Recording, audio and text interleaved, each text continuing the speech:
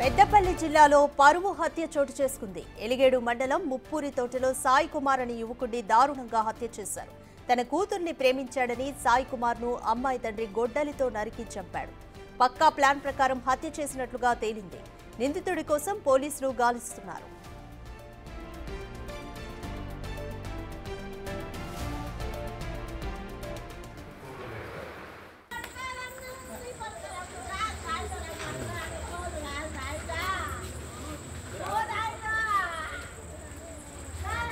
నమస్తే.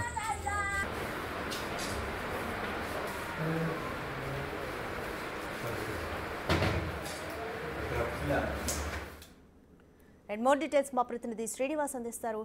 శ్రీనివాస్, పెద్దపల్లి జిల్లాలో పరువు హత్య చోటు చేసుకుంది. సాయి కుమార్ని యువతి తండ్రి దారుణంగా గొడ్డలితో చంపి హత్య చేశాడు. తండ్రి ఆచూకీ ఏమైనా తెలిసిందా? పోలీసులు ఏం చెప్తున్నారు?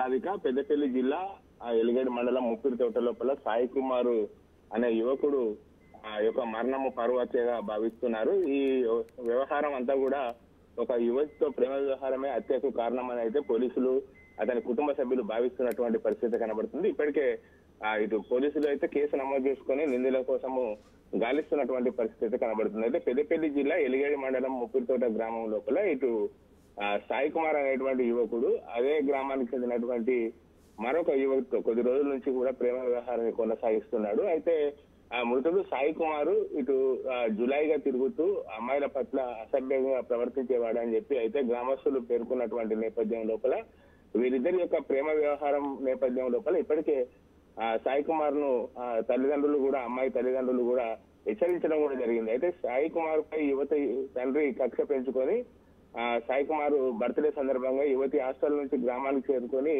ఆ బర్త్డే వేడుకలకు కూడా వాళ్ళు చేసుకోవాలని చెప్పి సాయి కుమార్ యొక్క బర్త్డే వేడుకల కోసమే అమ్మాయి వచ్చినట్టుగా అయితే తెలుస్తుంది. ఇది తెలుసుకొని తమ కూతురును ఎట్టి పరిస్థితుల కూడా సాయి కుమార్ నుంచి రక్షించుకోవాలని చెప్పి అయితే ఆ అమ్మాయి యొక్క తల్లిదండ్రులు అయితే సాయి కుమార్ ను గొడ్డలతో అత్యంత దారుణంగా నరికి చంపినట్లయితే గ్రామస్తులు చెప్తున్నటువంటి పరిస్థితి కనబడుతుంది. ఇప్పటికే పోలీసులు అక్కడికి సంఘటన స్థలానికి చేరుకొని మొత్తము దానికి సంబంధించినటువంటి ఆనవాళ్లు ఏమున్నాయి, ఆ సీసీ కెమెరా ఫుటేజ్ ఉందా, లేకపోతే సాయి కుమార్ యొక్క హత్యకు గల కారణాలు ఏంటి అనేటువంటి కోణం లోపలైతే పూర్తిగా ఇటు దర్యాప్తు చేస్తున్నటువంటి పరిస్థితి కనబడుతుంది. రాత్రి మనకు రైట్, థ్యాంక్ యూ శ్రీనివాస్.